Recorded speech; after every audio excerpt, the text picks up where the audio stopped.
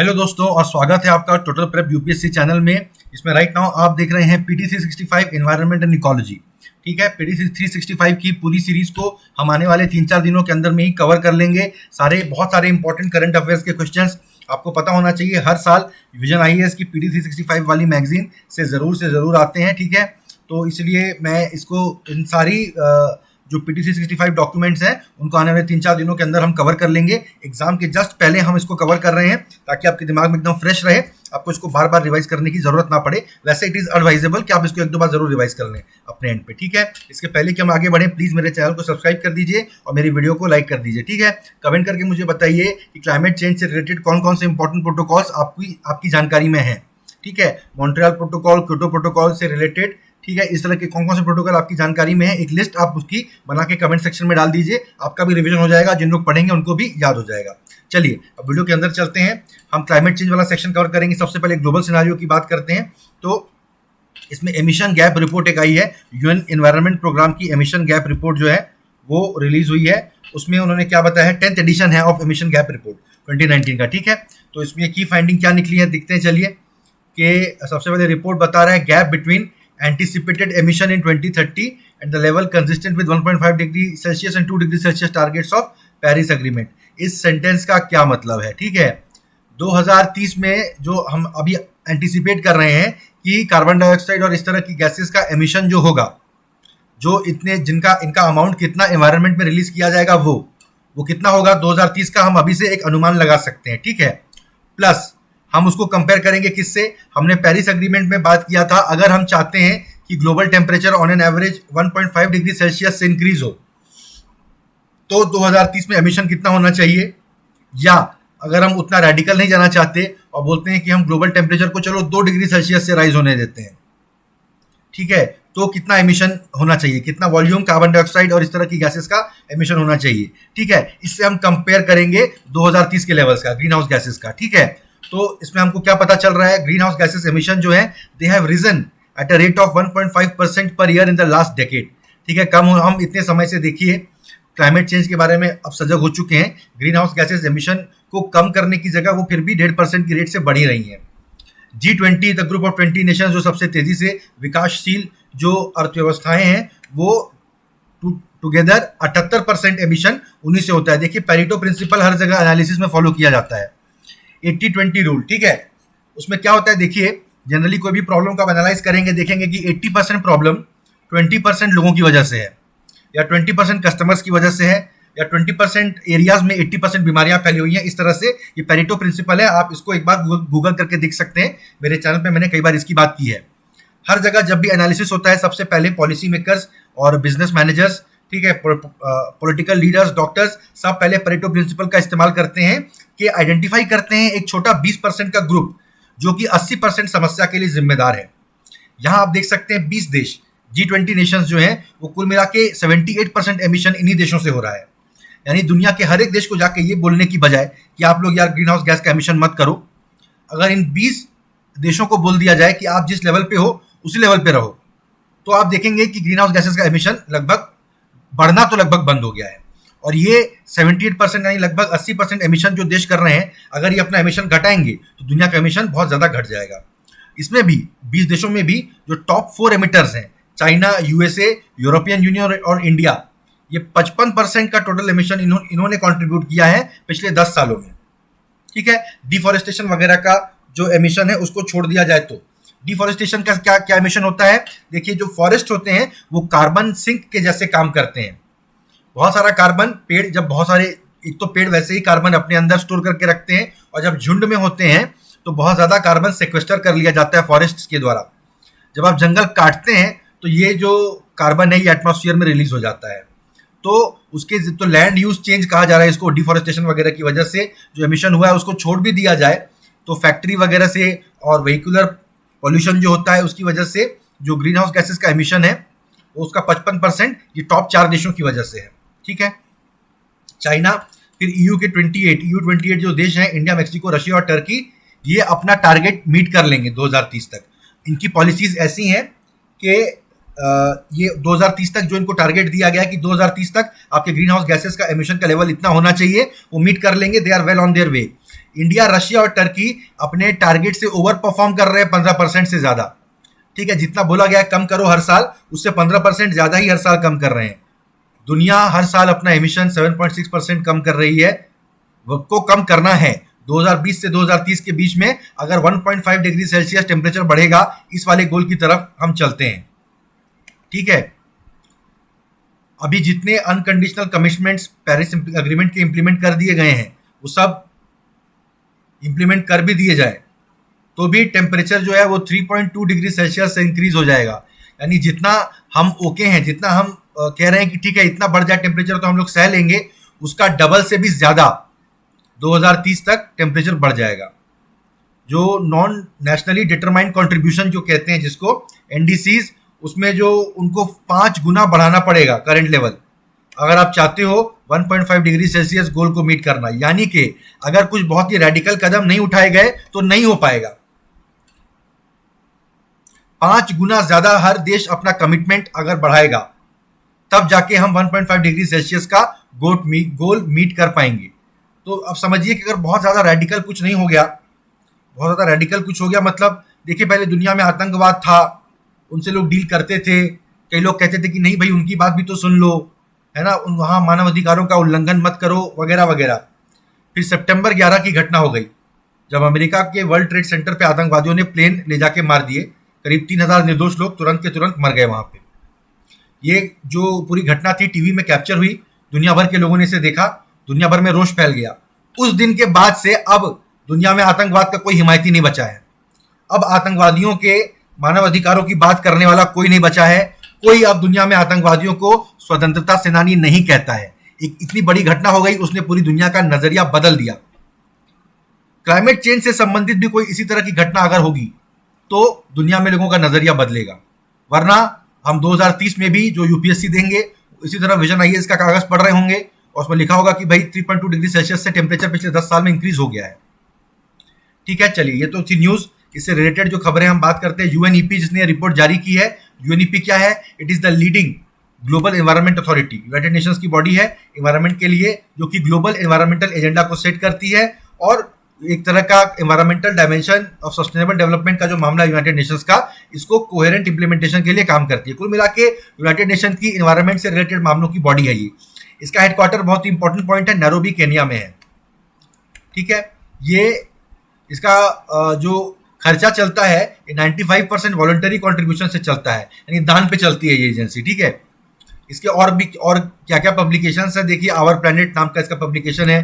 तुंजा कुछ अर्थ होगा इसका किसी अफ्रीकी भाषा में, केन्या में जब हेडक्वार्टर है तो वो। फिर atlas of our changing environment और ग्लोबल एनवायरनमेंट आउटलुक, जिसकी अभी हमने बात की, ये सब इसकी रिपोर्ट्स, इसकी पब्लिकेशंस है। ठीक है, यूनाइटेड नेशंस एनवायरनमेंट असेंबली इसकी गवर्निंग बॉडी है। ये वर्ल्ड की highest level decision making body environment की।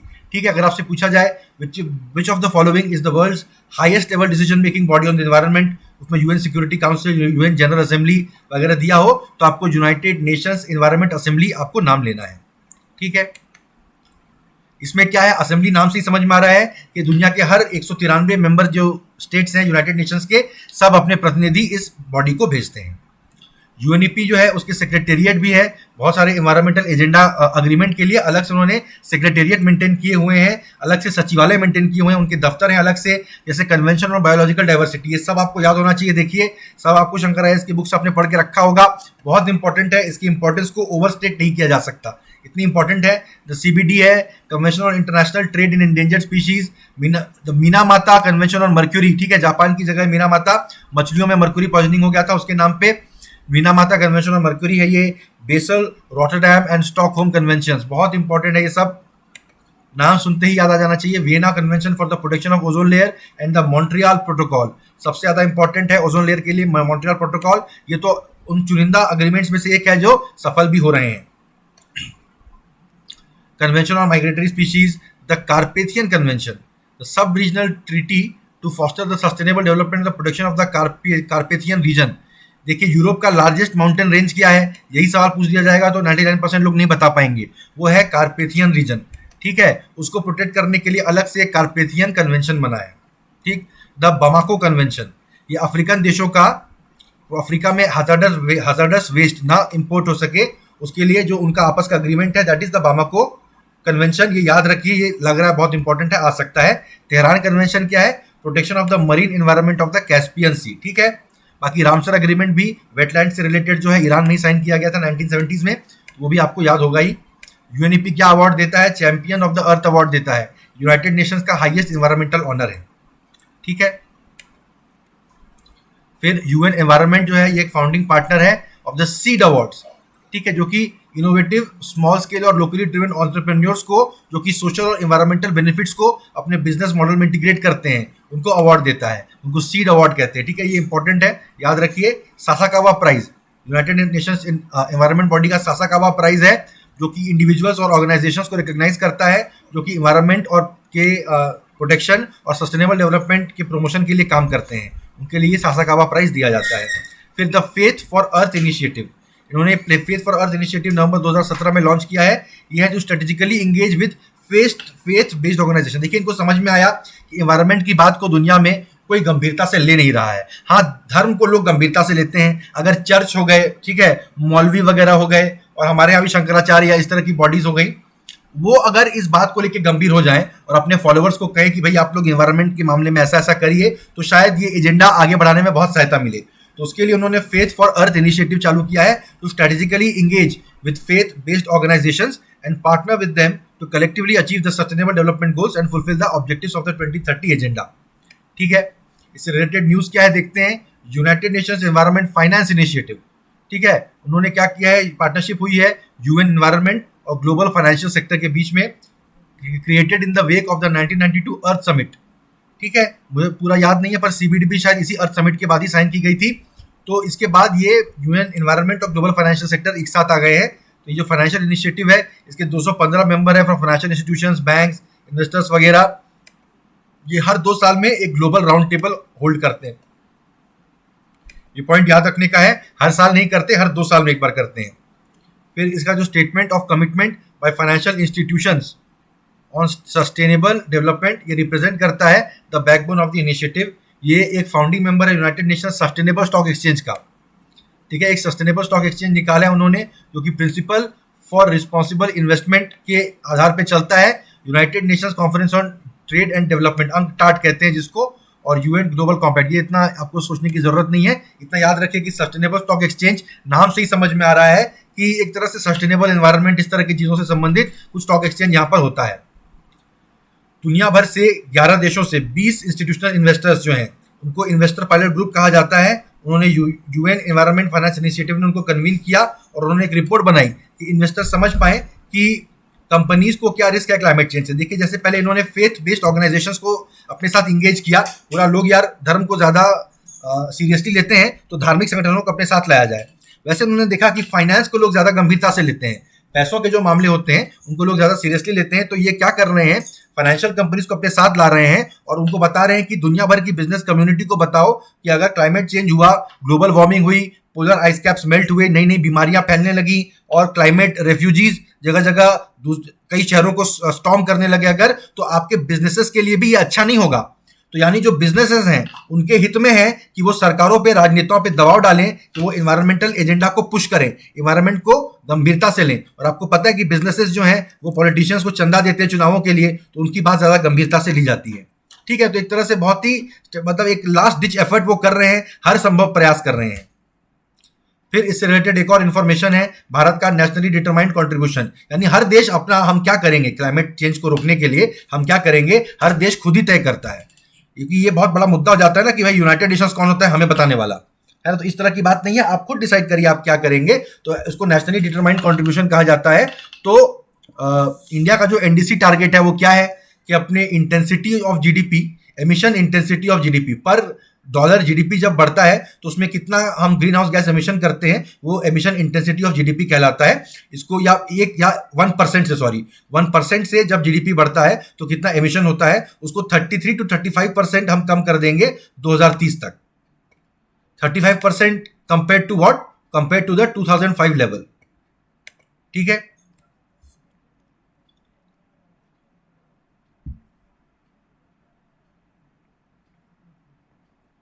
फिर 2030 तक हम जो इलेक्ट्रिक पावर हमारे देश में जनरेट होती है उसमें का 40% हम नॉन फॉसिल फ्यूल्स से करेंगे, ठीक है, with the help of transfer of technology and low cost international finance including from green climate fund, हमको इसकी सहायता दी जाएगी, तो हम लोग ये सब करेंगे। फिर हम एक एडिशनल कार्बन सिंक क्रिएट करेंगे 2.5 to 3 billion ton of CO2 equivalent through additional forest and tree cover, ये भी हम बढ़ा रहे हैं, ठीक है। तो उसके लिए मैंने जैसे बताया था कार्बन सिंक होते हैं फॉरेस्ट, हम हमारा फॉरेस्ट बढ़ाएंगे, कवर बढ़ाएंगे तो कार्बन डाइऑक्साइड का सिंक भी ज्यादा बढ़ेगा, 2.5 से 3 बिलियन टन कार्बन डाइऑक्साइड हम हमारे जो फॉरेस्ट हम बढ़ाएंगे वो ऑब्जॉर्व कर लेगा, ठीक है। फिर देखिए WMO statement on the state of the global climate in 2019। WMO क्या है? वर्ल्ड मेटीरियोलॉजिकल ऑर्गेनाइजेशन, मतलब मेट्रोलॉजिकल यानी क्लाइमेट साइंस से संबंधित जो संस्थाएं हैं, वो क्या बोल रहे हैं कि ग्लोबल मीन टेम्परेचर जो है वो 2019 में 1.1 plus minus 0.1 degree Celsius pre industrial level से बढ़ गया है। देखिए इंडस्ट्रियल रेवोल्यूशन जो 1700 समथिंग में चालू हुआ था, मान के चल सकते हैं, तो उस समय से ही दुनिया का टेम्परेचर एक तेज गति से बढ़ रहा है, तो हम लोग उसी समय से मान के चलते हैं कि क्लाइमेट चेंज हो रहा है, ग्लोबल वार्मिंग हो रही है। तो 2019 में इंडस्ट्रियल लेवल के पहले का जो टेम्परेचर था दुनिया का, उससे दुनिया का temperature on an average 1.1 degree Celsius बढ़ गया है। आप कह सकते हैं कि यार 1 डिग्री सेल्सियस बढ़ा है, इतनी क्या हाय तौबा हो रही है, लेकिन सोचिए अगर आपके पास 1 ग्राम पानी है, उसका 1 डिग्री सेल्सियस टेम्परेचर बढ़ाने के लिए आपको कितनी गर्मी लगेगी? बहुत ज्यादा गर्मी नहीं लगेगी, पर पूरी दुनिया के जितने समुद्र हैं उन सब का मिला के टेम्परेचर 1 डिग्री सेल्सियस अगर आपको बढ़ाना है तो आपको कितनी गर्मी लगेगी? बहुत ज्यादा हीट आपको प्रोवाइड करनी पड़ेगी, सोच के देखिए। वैसे ही पूरी दुनिया को आप इमेजिन करिए, हमारा पूरा एटमॉस्फेयर है, उसका ओवरऑल एवरेज टेम्परेचर अगर आप 1.1 डिग्री सेल्सियस से बढ़ाना चाहते हैं तो कितनी ज्यादा हीट आपको जनरेट करनी पड़ेगी, तब जाके उसका पूरे का टेम्परेचर 1.1 डिग्री सेल्सियस बढ़ेगा। उतनी हीट हमारे दुनिया में जनरेट हो चुकी है, उतना टेम्परेचर बढ़ चुका है। 2015 से 2019 जो 5 साल थे, these are the 5 warmest years on record. आज तक इतने गर्म साल कभी नहीं नापे गए। यानी कई लोग कहते हैं ना कि यार ये जो क्लाइमेट चेंज है, जो टेम्परेचर बढ़ रहा है, इसका इंसान की एक्टिविटीज से संबंध नहीं है, ये अपने आप हो रहा है। अगर ऐसा अपने आप हो रहा है तो ये अभी के 5 साल दुनिया के सबसे गर्म 5 साल क्यों हैं? और ये जो दशक है 2010 से 2019 का जो डेकेड है, ये अब तक का सबसे वार्मेस्ट डेकेड क्यों है? जाहिर बात है हमारी एक्टिविटीज का ही इसमें कंट्रीब्यूशन है, इंडस्ट्रियलाइजेशन का इसमें कंट्रीब्यूशन है, ठीक है।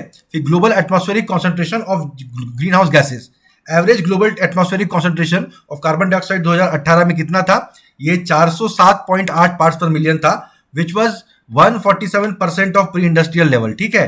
150% से बढ़ चुका है, 150% यानी आधा बढ़ चुका है, 1.5 गुना हो गया है कार्बन डाइऑक्साइड का कॉन्सेंट्रेशन प्री इंडस्ट्रियल लेवल से।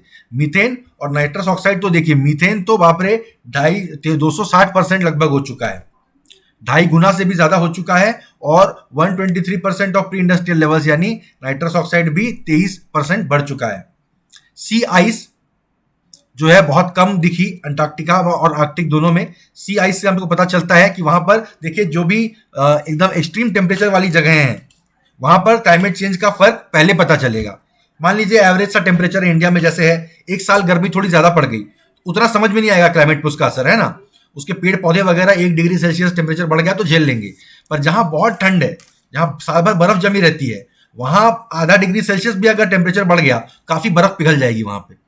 तो वहां से हम आर्कटिक, हमारे पोलर आइस कैप से हम पता लगाते हैं कि हमारे अर्थ का क्लाइमेट किस गति से चेंज हो रहा है, ठीक है। सी लेवल बढ़ा है, ग्लोबल मीन सी लेवल जो है वो अपने हाईएस्ट वैल्यू पे पहुंच गया है। जनवरी 1993 में हाई प्रेसिशन ऑल्टीमेट्री चालू हुई थी, यानी हम लोग बहुत एक्यूरेटली समुद्र का लेवल अब कैलकुलेट कर पा रहे थे 1993 से। तब से लेके अब तक में अभी तक सबसे हाईएस्ट लेवल पे सी लेवल पहुंच गया है।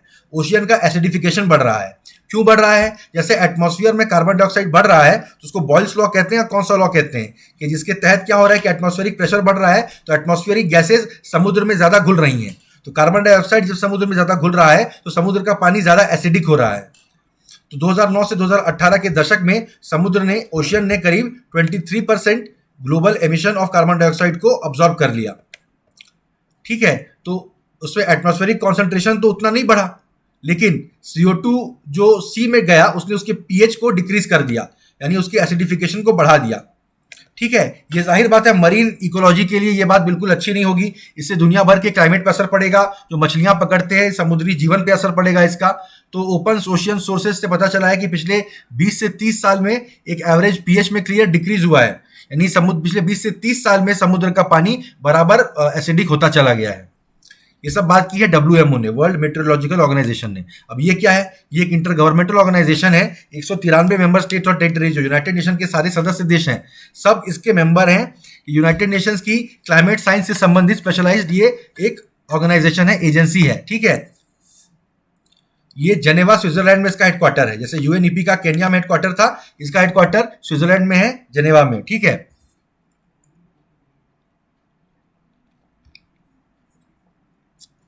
फिर ऐसे यूनाइटेड नेशंस इन्वायरमेंटल असेंबली थी, supreme body United Nations environmental programme की। तो वैसे ही इसकी जो सुप्रीम बॉडी है वो वर्ल्ड मेट्रोलॉजिकल कांग्रेस है, जो कि सारे वर्ल्ड मेट्रोलॉजिकल ऑर्गेनाइजेशंस के मेंबर देश इसमें रिप्रेजेंटेशन पाते हैं। इससे रिलेटेड न्यूज और क्या है?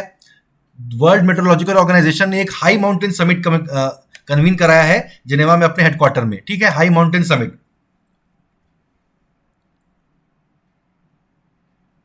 तो माउंटेन वाले जो इलाके हैं दुनिया भर में, वो बहुत ज़्यादा खतरे में है बढ़ते हुए तापमान से। वहाँ बर्फ़ पिघलेगी, फिर वहाँ पे बाढ़ वगैरह आएगी। तो उन सब लोगों की एक तरह से कॉन्फ्रेंस उसने कराई है, ठीक है।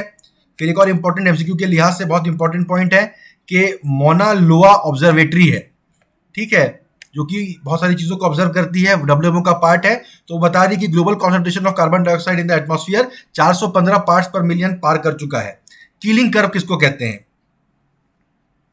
कीलिंग कर्व है एक graph of the accumulated carbon dioxide in the earth atmosphere based on continuous measurements taken at the Mona लोआ ऑब्जर्वेटरी, ठीक है। यहाँ पर जो हम देख रहे हैं, कंटिन्यूअस मॉनिटर करते रहते हैं कार्बन डाइऑक्साइड का एटमॉस्फेयर में क्या कॉन्सेंट्रेशन है। तो वो जो कंटिन्यूअस कर्व है उसको कीलिंग कर्व कहते हैं। ये जो मोना लोआ ऑब्जर्वेटरी है ये oldest continuous CO2 measurement station है in the world, situated in हवाई। हवाई अमेरिका का एक द्वीप वाला प्रांत है, जैसे हमारे अंडमान निकोबार है वैसे वहाँ पर हवाई है। तो उसमें एक्टिव वॉल्केनो वगैरह भी हैं। तो ये दुनिया का oldest continuous carbon dioxide measurement station है। ये आपसे पूछा जा सकता है मोना लोआ के बारे में और कीलिंग कर्व के बारे में, ये आप याद रखिए। फिर अब IPCC की रिपोर्ट देखते हैं। IPCC क्या है? Recently inter governmental panel on climate change जो है, इसने 2 स्पेशल रिपोर्ट जारी की है। Special report on the ocean and cryosphere in the changing climate and the special report on climate change and land, ठीक है। ओशियन और क्रायोस्फीयर क्या होता है? एक special report on climate change and land की हम लोग बात करते हैं। तो इसमें हम देखेंगे कि सबसे ज़्यादा एविडेंस, रिसेंट एविडेंस बताया है कि डिफरेंट यूजेस ऑफ लैंड, जैसे फॉरेस्ट के तौर पे आप लैंड को यूज़ कर रहे हैं या एग्रीकल्चर के तौर पे यूज़ कर रहे हैं या वहाँ पे शहर बसा रहे हैं, तो ये क्लाइमेट चेंज को कैसे अफेक्ट कर रहा है और क्लाइमेट चेंज से कैसे अफेक्ट हो रहा है, ठीक है। पहली बार IPCC ने लैंड सेक्टर पे फोकस करके विशेष एक रिपोर्ट निकाली है, एक स्टडी की है। उन्होंने क्या वार्निंग दी है कि क्लीन एनर्जी, क्लीन ट्रांसपोर्ट और रिडक्शन एमिशन जो है वो अपने आप में ग्लोबल एमिशंस को कट करने में एनफ नहीं है 2 डिग्री सेल्सियस से ज़्यादा टेम्परेचर ग्रोथ को रोकने के लिए। यानी कि हम जैसे चाह रहे हैं दुनिया में कि यार गिरी से गिरी हालत में 2 डिग्री सेल्सियस से ज़्यादा अर्थ का एवरेज टेम्परेचर नहीं बढ़ना चाहिए। वो कह रहे हैं कि क्लीन एनर्जी इस्तेमाल करोगे, इलेक्ट्रिक कार वगैरह चलाओगे और बाकी फैक्ट्री से एमिशन को भी रिड्यूस कर दोगे, उससे भी ये भी अपने आप में सफिशिएंट नहीं है कि 2 डिग्री सेल्सियस तापमान से ज़्यादा ना बढ़े। तो और क्या करना पड़ेगा? लैंड चेंज यानी फॉरेस्ट डिफॉरेस्टेशन, एग्रीकल्चर, ये सब की भी बात करेंगे मेरे ख्याल से, ठीक है। यही कहेंगे कि फॉरेस्ट को तुम काटते रहोगे और वहाँ पे अगर गाड़ियों को बिजली से चलाओगे तो वो बात पूरी नहीं बनेगी, है ना। बात सही है, एक तरफ से आप अगर कोई प्रोग्रेस कर रहे हैं और दूसरी तरफ फॉरेस्ट काट दे रहे हैं तो बात तो कुल मिला के बराबर हो जाएगी ना, उल्टे बराबर से भी खराब हो जाएगी, क्योंकि फॉरेस्ट नया कार्बन सोखें वो तो नहीं सोख पाएंगे, ठीक है, पर पुराना कार्बन जो अपने में समेटे हुए थे उसको भी आपने एटमॉस्फेयर में रिलीज कर दिया। अब वो कहाँ जाएगा? वो अगर समुद्र में भी जाता है तो वहां भी इकोलॉजी को डैमेज ही पहुंचाएगा, ठीक है। तो बहुत ही ज्यादा मतलब लग रहा है कि ये बहुत ज्यादा डिप्रेसिंग ये सेक्शन है कि दुनिया हर जगह खत्म होने के कगार पे ऐसा लग रहा है। देखते हैं क्लाइमेट चेंज और फूड सिक्योरिटी की उन्होंने बात की है कि जो स्टेपल क्रॉप्स हैं, जो हम खाना खाते हैं, उसकी न्यूट्रिशनल क्वालिटी कम होती जा रही है। क्यों? क्योंकि increase atmospheric concentration of carbon dioxide की वजह से एटमॉस्फेयर में कार्बन डाइऑक्साइड ज्यादा हो रहा है, तो जो खाना जैसे दाल गेहूं हम लोग खाते हैं उसकी न्यूट्रिशनल क्वालिटी कम होती जा रही है। मतलब बाकी सब कम था, अब ये भी हो रहा है। ठीक है, ये खैर बहुत इंपॉर्टेंट है, एमसीक्यू के लिहाज से ये आपसे पूछा जा सकता है। जो ग्लोबल फूड सिस्टम है, जो दुनिया भर में खाना प्रोड्यूस करने की जो व्यवस्था है, उससे 21 से 37% ग्रीन हाउस गैसेस का एमिशन होता है। यानी करीब करीब एक तिहाई ग्रीन हाउस गैसेस का एमिशन खेती से होता है। खेती से 10-12% उससे हो गया, फिर लैंड यूज, अपने मतलब जंगल काट के वहां पे खेत लगाए तो 8-10% उससे बढ़ गया, फिर आप खाने का सामान जो है ट्रांसपोर्ट करोगे, स्टोर करोगे, तो थोड़ा उसकी वजह से भी हुआ 5-10%। ठीक है, तो अब नेगेटिव एमिशंस लैंड, फूड और वाइल्ड लाइफ को कैसे अफेक्ट करेंगे? नेगेटिव एमिशन क्या होता है? बहुत इंपॉर्टेंट कीवर्ड है, आपसे पूछा जा सकता है। ये ऐसे मेथड है जो कि एटमॉस्फेयर से कार्बन डाइऑक्साइड को निकाल के जमीन या ओशियन में स्टोर करने का प्रयास करते हैं। कार्बन सेक्वेस्ट्रेशन कहा जाता है। कई तरह के चट्टान होती हैं, वो इस तरह के कई तरह के शैल पदार्थ होते हैं जो कि कार्बन डाइऑक्साइड को एटमॉस्फेयर से सोख लेते हैं। तो दुनिया भर में इस पर स्टडी चल रही है, क्या उनको जगह जगह अगर हम लोग जा जाके लगा दें, रखते रहे, तो क्या वो कार्बन डाइऑक्साइड को अब्जॉर्ब करके अपने में स्टोर कर लेंगे? इससे क्या एटमॉस्फेयर में हमारा काम बन जाएगा? या समुद्र का एक हिस्सा हम लोग समझ लीजिए क्वारंटीन कर दें और उसमें किसी तरीके से, किसी केमिकल रिएक्शन से जितना संभव हो सके एटमॉस्फेयर का कार्बन डाइऑक्साइड अब्जॉर्ब कर लें, तो क्या कुछ काम हो सकेगा? जैसे नेचुरल तरीके हैं, जैसे पेड़ लगाओ, जंगल बनाओ, तो वो ज्यादा कार्बन सोखेंगे। से ज्यादा टेक्नोलॉजिकल एडवांस तरीके हैं, जैसे मशीन्स का इस्तेमाल करें जो कि कार्बन डाइऑक्साइड को एटमॉस्फेयर से खींच लें, उसको डायरेक्ट एयर कैप्चर कहते हैं। ये भी पॉइंट याद रखिए, डायरेक्ट एयर कैप्चर किसको कहते हैं, आपसे पूछा जा सकता है। ठीक है, तो डायरेक्ट एयर कैप्चर ये एक बहुत इंपॉर्टेंट कीवर्ड है, इसको हम सबको नोट कर लेना चाहिए।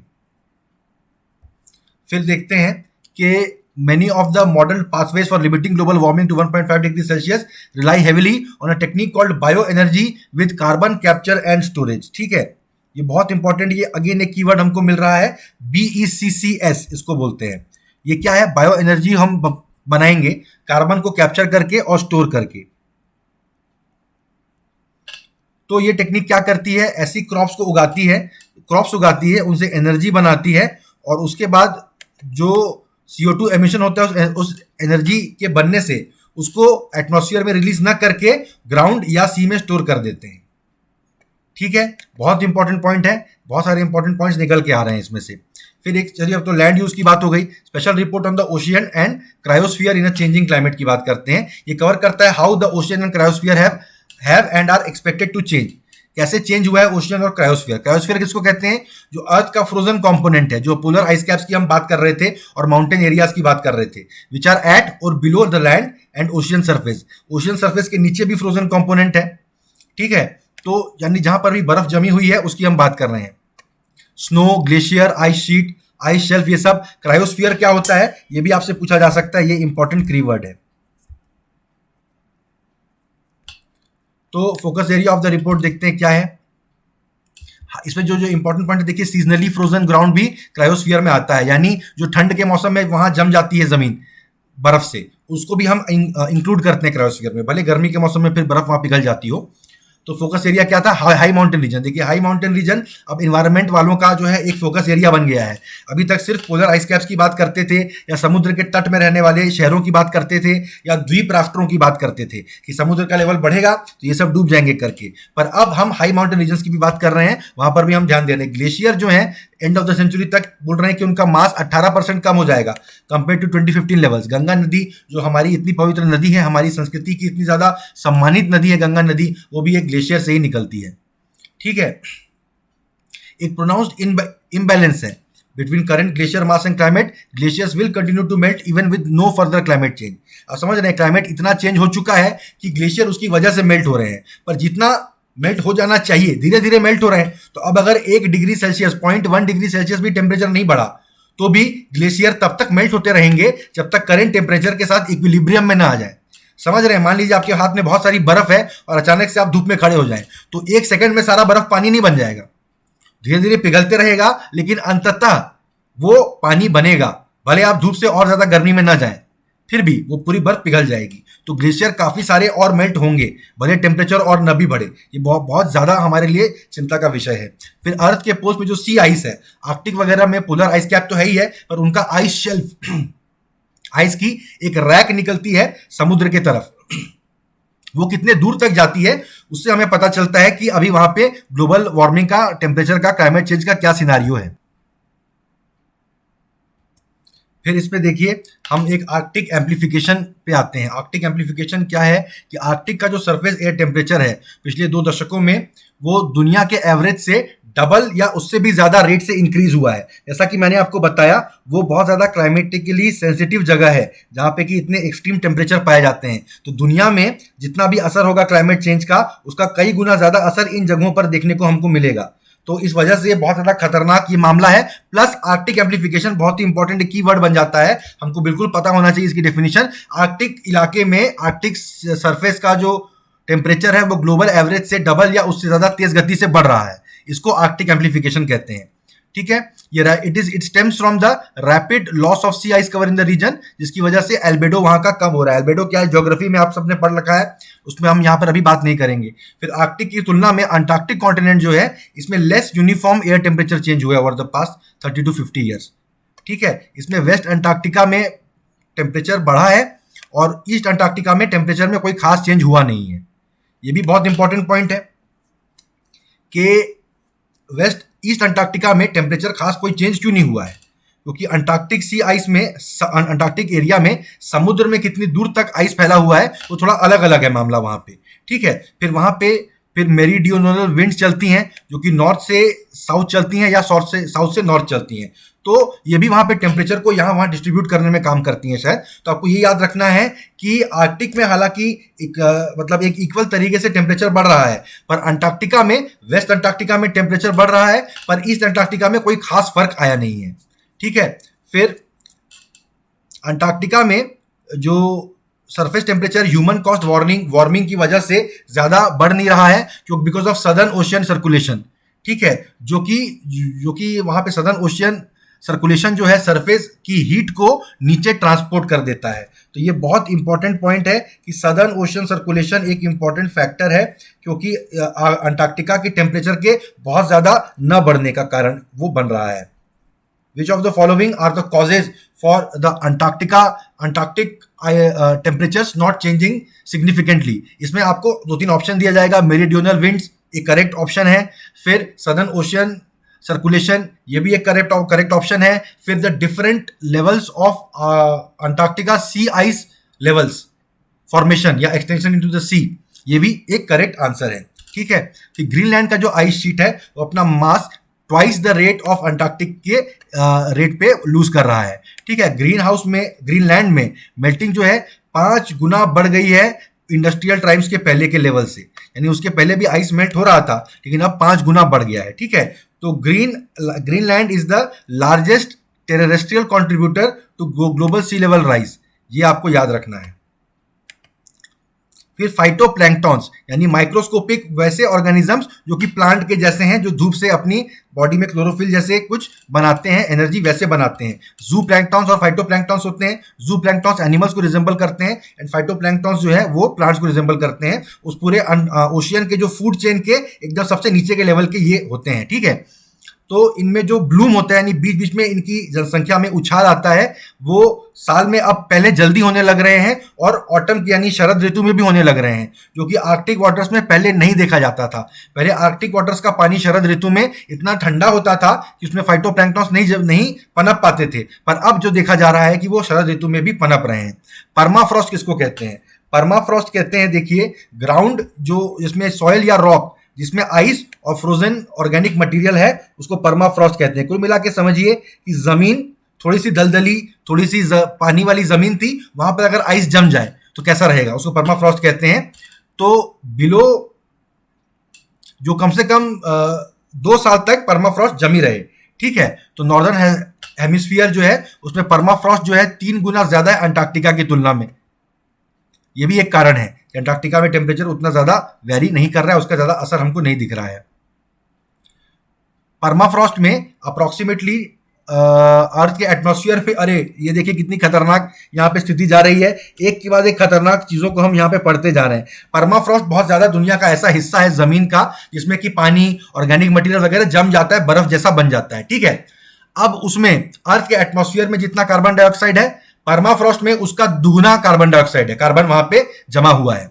अब अगर वो परमाफ्रॉस्ट पिघलेगा तो वो कार्बन एटमॉस्फेयर में रिलीज होगा और परमाफ्रॉस्ट तो भाई पिघलेगा क्योंकि दुनिया की टेम्परेचर तो बढ़ रही है, तो यानी वो कार्बन भी एटमॉस्फेयर में रिलीज होगा। ये कार्बन का वो रिलीज है जिसको कि अगर हम आज ही सारी फैक्ट्रियां बंद कर दें, आज ही सारी गाड़ियां चलाना बंद कर दें, हर वो एक्टिविटी जिससे एक पैसे का भी ग्रीन हाउस गैस निकलता है, वो सब भी अगर आज हम बंद कर दें, तब भी ये जो पूरा कार्बन जमा हुआ है परमाफ्रॉस्ट के अंदर में, वो उसके पिघलने की वजह से एटमॉस्फेयर में जाएगा ही जाएगा। कितनी मतलब कहते हैं बहुत सालों पहले से क्लाइमेट साइंटिस्ट एक ऐसे पॉइंट के बारे में चेतावनी दे रहे थे which is known as the point of no return, यानी इस पॉइंट पे अगर आप आ गए, अब यहां से आप पीछे जा ही नहीं पाएंगे, चाहे कुछ भी कर लो। लगभग वैसा पॉइंट अब आते हुए दिख रहा है। ठीक है, अब एक थोड़ा सा एक जो उम्मीद की किरण है वो ये है कि परमाफ्रॉस्ट वगैरह अगर मान लीजिए जैसे पिघल जाते हैं तो वहां थोड़ा प्लांट वांट तो निकलेंगे वहां पे, तो उससे जो थोड़ा नया जो कार्बन रिलीज हो रहा है वो ये प्लांट्स अपने में कैप्चर कर लेंगे। ठीक है, थोड़ा हम एक उम्मीद की किरण यहां पर है। फिर current rate of sea level rise जो है उसकी बात करते हैं, वो पिछले 2000 सालों से जो on an average sea level rise का लेवल था उससे अब कहीं ज्यादा हो चुका है। ठीक है, यानी इससे ये भी समझ में आता है कि 2000 सालों से सी लेवल बढ़ रहा है। ठीक है, human caused climate change is very likely to have been the dominant cause of sea level rise since 1970s। फिर सरफेस वार्मिंग जो है combined with a surge in fresh water runoff, ये oceans की पूरी बातें हैं, is making the ocean more stratified. ठीक है, यानी क्या हो रहा है देखिए कि जहां गर्म पानी है ओशन के टॉप लेयर में, वो ज्यादा डेंस हो रहा है, उसकी डेंसिटी कम हो रही है, और डीपर पार्ट जो है वो ज्यादा उसकी डेंसिटी बढ़ रही है, और इन दोनों लेवल्स के बीच में मिक्सिंग कम हो रही है। यानी समुद्र में आप एक डिस्टिंक्ट दो लेयर देख पाएंगे। ऊपर का लेयर जो है वो काफी घनत्व उसका कम है, डेंसिटी कम है, और नीचे के लेयर की डेंसिटी ज्यादा है, और दोनों आपस में ज्यादा घुल मिल नहीं रहे हैं। इसका भी उसकी इकोलॉजी पे और प्राणियों के जीवन पे, फिर जो मछली पकड़ते हैं वैसी वाली इकोनॉमी पे उसका असर पड़ेगा। और जो ज्यादा फ्यूचर में स्ट्रेटिफिकेशन होगा तो ओशियन के अंदर में न्यूट्रिएंट को ट्रैप कर लेगा, क्योंकि वहां का पानी सरफेस तक आएगा नहीं ज्यादा, और ऊपर के लेवल पे जो ओशियन है उसका न्यूट्रिएंट लेवल घटा दिया जाएगा, फिर घट जाएगा। फिर एरियाज ऐसे पाए जाते हैं जिनको कि ऑक्सीजन मिनिमम जोन कहा जाता है, जहां की इतना कम ऑक्सीजन है जहां सिर्फ स्पेशली अडॉप्टेड ऑर्गेनिज्म ही सर्वाइव कर पाते हैं। इस तरह के एरिया अब तादाद में बढ़ रहे हैं। ठीक है, फ्यूचर में overall level of oxygen in sea water कम हो जाएगा। ठीक है, आईपीसीसी के बारे में क्या है, सुधीर पचौरी ये कौन थे, ये हमारे भारत से इसके चेयरमैन थे काफी समय तक। यूनाइटेड नेशंस की बॉडी है ये for assessing the science related to climate change. United Nations ने बॉडी बनाई है क्लाइमेट चेंज से संबंधित साइंस को स्टडी करने के लिए। यूनाइटेड नेशन एनवायरमेंट प्रोग्राम और WMO ने मिलकर बनाया था 1988 में, जो दो संस्थाओं की अभी हमने बात की, इंडिया इसका मेंबर है। आईपीसीसी ने आज तक 5 असेसमेंट रिपोर्ट पब्लिश किए हैं, और 6वां असेसमेंट रिपोर्ट जो है 2021-22 में ये पब्लिश करेंगे, अगले साल पब्लिश करेंगे। ठीक है, आईपीसीसी को नोबेल पीस प्राइज मिला है 2007 में अपने काम के लिए, तो ये छोटी मोटी बॉडी नहीं है। आईपीसीसी ने बहुत सारे स्पेशल रिपोर्ट रिलीज किए हैं। एक असेसमेंट और स्पेसिफिक इश्यू देना इसका काम है, तो ये गवर्नमेंट इनसे रिपोर्ट मांगते हैं कि वो क्लाइमेट चेंज की विशेष एस्पेक्ट को बेहतर समझ सके। मान लीजिए कोई देश है जहाँ पर पहाड़ी इलाके ज्यादा हैं, वो आईपीसीसी को कह सकते हैं कि पहाड़ी इलाकों पे क्या क्या असर होने वाला है क्लाइमेट चेंज का, आने वाले समय में हमको किस तरह की परिस्थिति के लिए तैयार रहना पड़ेगा और हम क्या कर सकते हैं इसे रोकने के लिए। ऐसी रिपोर्ट वो मांग सकते हैं, तो एक स्पेशल रिपोर्ट रहेगी आईपीसीसी की तरफ से। क्या क्या रिपोर्ट पब्लिश हुई है यहाँ पर बताई है। अगली रिपोर्ट जो होगी, ये इंपॉर्टेंट पॉइंट है, याद कर लीजिए, वो होगी क्लाइमेट चेंज एंड सिटीज, जो कि शहरों पे क्लाइमेट चेंज का क्या असर हो रहा है वो उस पर बात करेगी अगली रिपोर्ट। ठीक है, तो गाइज ये देखिए करीब ये काफ़ी देर की, ये 40 मिनट की लगभग ये वीडियो बन चुकी है, तो इसके पार्ट 2 में हम लोग इसके आगे चलेंगे। ठीक है, अगर आपको मेरा वीडियो अच्छा लग रहा है तो प्लीज़ मेरे चैनल को सब्सक्राइब कर दीजिए, मेरी वीडियो को लाइक कर दीजिए, अपने दोस्तों के साथ भी जरूर इसे शेयर करिएगा, और कमेंट करके वो आंसर्स बताइए जो मैंने आपसे कमेंट करने के लिए कहे हैं। ठीक है, थैंक यू गाइज, मिलते हैं मेरी अगली वीडियो में।